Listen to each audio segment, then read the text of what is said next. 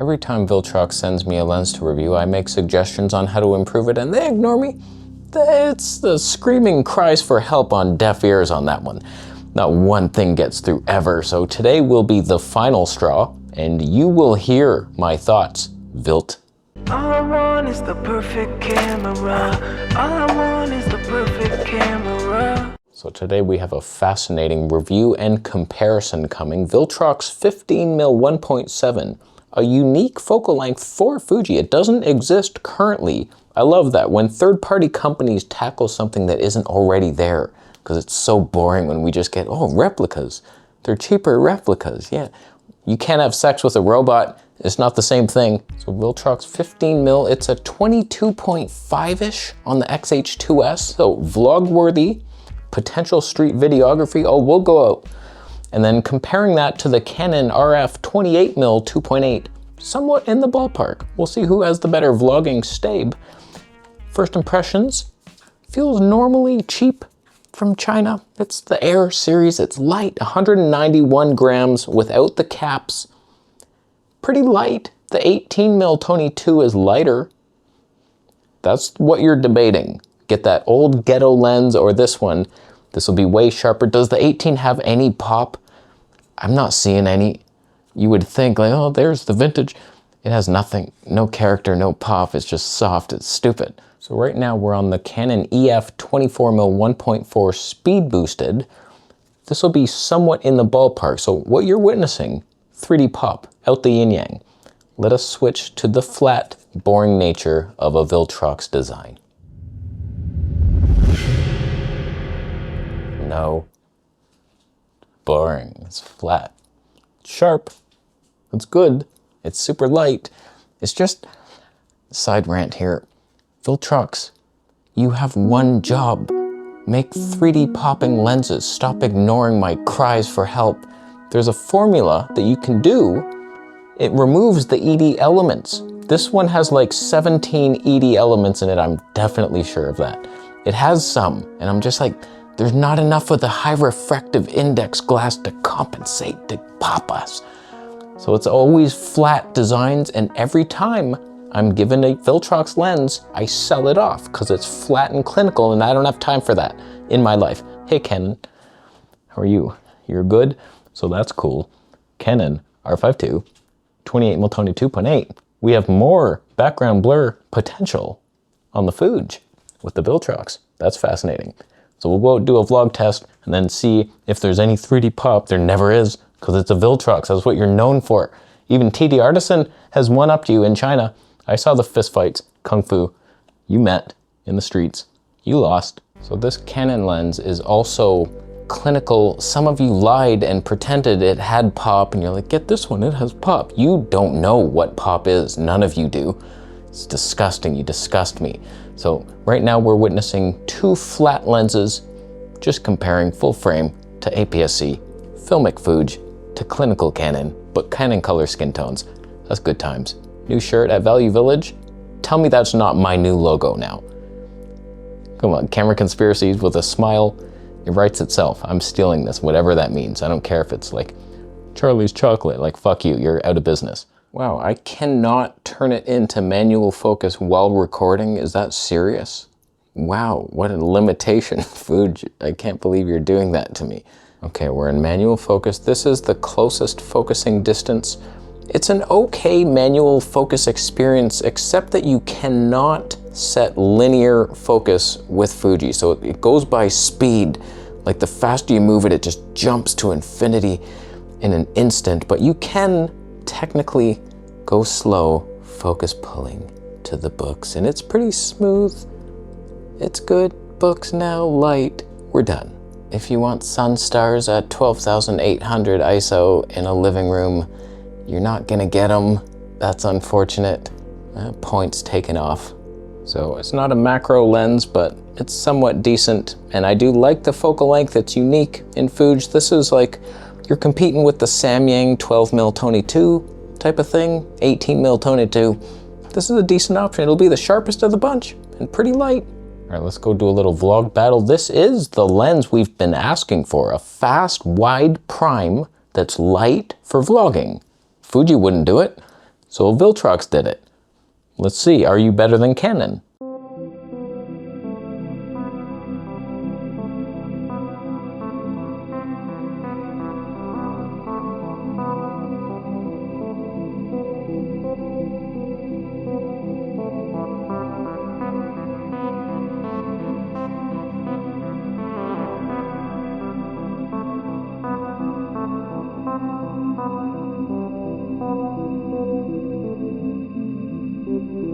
The autofocus gods be with us.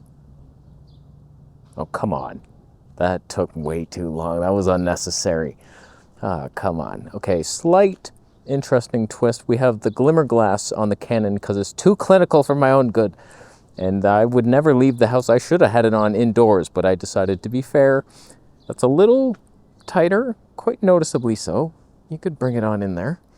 So there's your vlogging setup. Let's see how the stave is. So when it comes to vlogging, here's what I picture, because no one does this really, but if I was to travel to a town, say I want to go somewhere, I'm going to Collingwood pretty soon and I will vlog it.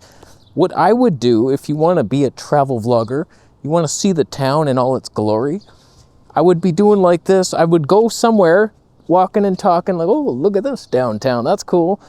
Go to different scenes, walking and talking with your setup, and then you get some slow motion street videography of the people, unbeknownst to them. And then you have a feel of the town, an emotional journey, and it's like, wow, thanks for bringing that to us. And so like, that's why I would want something around this focal length, anything from like, you don't want to go too wide on it, you don't want to be a goof.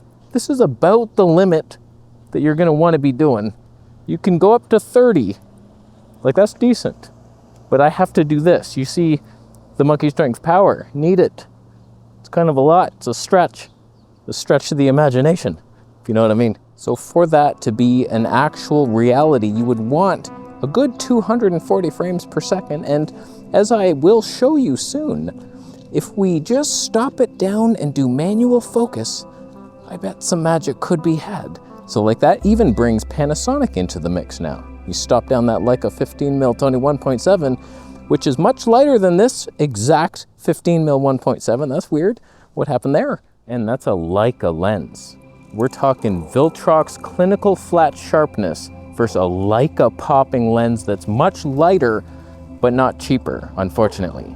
Even used. I've seen them like $450. Roughly the same in some cultures. All right, let's see who's doing some dynamic range fun more. Who's better? I can't see. Oh God, a lot of things bad are happening. I can't protect them both.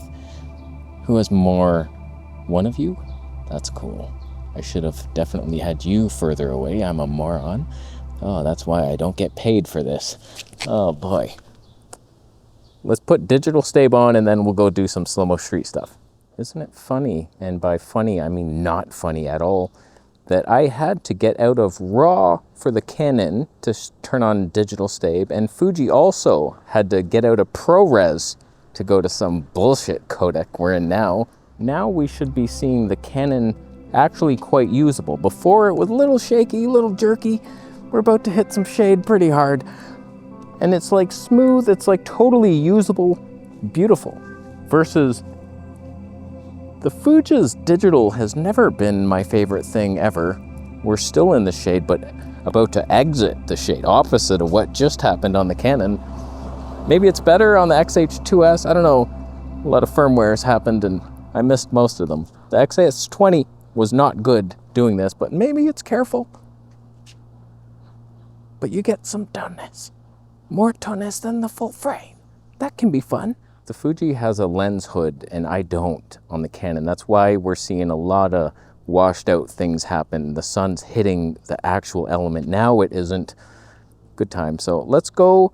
I'm not going to take the Canon out for the slow motion street videography stuff. So let us see what we can get. A little manual focus, stop it down, and prepare for some magic. I'm waking up in the cold sweat. Dreamt I was being chased. 3:30 a.m. late. An escaped convict, Herbert the pervert. Introverted, nothing but a polo shirt. Leave me alone is all I could mutter. legs rubber, flustered. Gotta get home for supper. Shepherd's pie from mother. Burnt earth like tires in Saudi Arabia. Smoke. Forest fires, wolves crying, embodied homebodies with scabia. Dope. Provoke, killing you slowly, miss. Poisonous plant with a million pricks. Cold that mold, flow and twist with your nerve end. Shit. You soulless, you broke kid. Played yourself with deceit, weak. Made myself through defeat in the streets. Apple flavor Kool-Aid never existed. Temperamental and misbehaved, stupid. I shaved my dick in magnitudes of 8 earthquakes, fluid. The earth is cursed, immersive, but merciless. Kitten murders. Someone stole my mermaid shirt. A Sherpa said to keep my head up, but instead I'm leaning fed up. Fuck my feelings, I'll just get up. Sorry for being so dramatic, but my dick is half the size it used to be, so you'll have to get used to me. I'm used to leaving early. Why are we still working? You're walking on my artwork. I should say, but your toes. Do you want to walk forever? Then pay dues to Medusa. She has snakes in her head like Lucy. I should apologize for the lyrics. When my friend and I get together, we become children, high school children, and I apologize for nothing. That is my inner feelings for most things. Okay, little 3D pop test. Light is not on our side. I swear I was lit right here.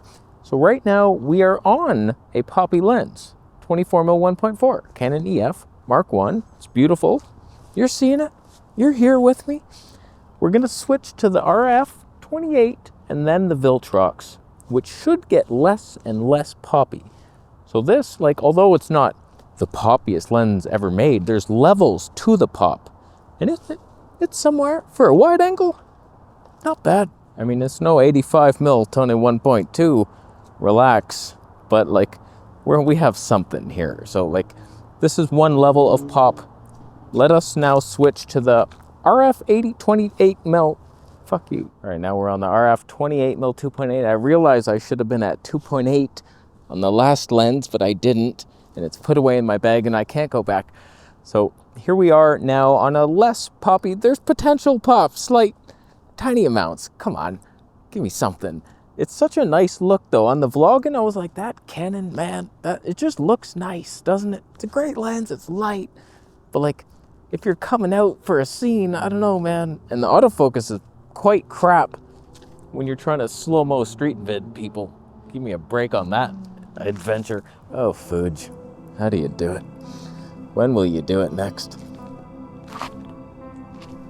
We're clipping some things on purpose. That one spot back there, I see it. I know the zebras.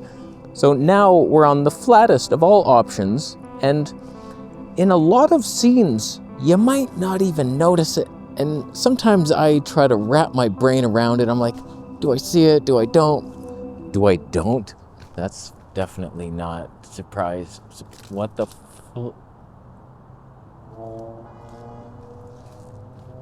Sometimes it's so obvious to me. Like in a scene, I'll just see it, like usually a DP review article, and it's like, I just see it every time. It's like there's the cardboard cutout, flat background, like there's no depth, and then I'll see it when I'm looking up a Mitacon lens or something. I'm like, yep, there it is. But sometimes it's hard to see. It's harder to see in video, I think. The higher resolution aids the pop. I stopped down. We're at 3.2. I felt like that will do, because I just went to work. He was not happy of having to go to work again for free, but that's the Canon stopped down to 5.6. So you can see there's still some pop. See, he's excited again. Come on, he's happy with it. It's a good poppy lens. It's not all about the background blur. It's just you can sense where he is in the field, can't you?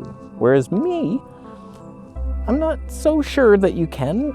Like, I'm pretty lost at this point. And I don't, anything could be anywhere. Those could be in front of me. Like, nothing, you can't judge the distance. I have a whole 3D Pop college video coming. I haven't filmed it yet, but some guy rudely sent me a video claiming to have pop, and it was the flattest thing I've ever seen in my life. Pathetic. So, are we seeing it? No?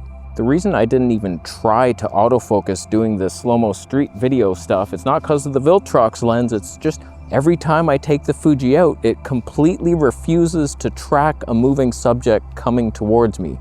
So I don't even try anymore, and doing it manual, it worked pretty well. I'm pretty happy with those results, and it makes me think I could probably do a Panasonic or something, so that's cool. We're wide open now, so I don't know, man, I wasn't seeing magic from any of the footage so far. It's sharp. It's a good YouTuber's lens for people who don't care. Cheap and sharp and crisp, and you're like, wow, look at my beard hairs. They're so springy. But like if you have dignity and you like fine things, maybe look elsewhere. All right, we're back. We're in classic chrome. Don't know why it looks so dark all the time. Whenever I use a film sim, one more brightness spike, and we're clipping with zebras, so I can't do that. So here's my thoughts after doing all that. It's fun for vlogging. It's pretty light. I'd rather have the 18mm 22 because it's even lighter. With potential pop, I doubt it, but it's ghetto as hell. For the slow-mo street videography, potential. We all know Fuji cannot autofocus, so you throw it in manual, you stop it down, it was working. It was somewhat working. Like when they're far away, they weren't in, but then the important parts, that was actually quite fun. Then I didn't even have to think about focus at all. So press record and point. It's actually easier than hoping it'll autofocus. There's less stress. But in my opinion, the footage just lacks a special feeling. Maybe it's the depth that we're missing and it's just flat robot hell. So like there's no love in the lens and I'm tired. I'm just so tired of trying Viltrox lens after Viltrox lens. Thank you for sending them. Listen sometime, because those are the fun lenses, the ones that pop. And TD Artisan does it. There's many companies might have gone. It's at least 2. So like, come on. Cut the ED elements out, low element count, something vintage, and then it's your Viltrox vintage line, 3D popping, Camera Conspiracies line. Come on, it sells itself. So do that. This lens is of course available to you laundry thieves through my affiliate links. If you buy it through the Viltrox store, I make more. So do that and you get a 5% discount code with Camera Conspiracy. Wow, look at that.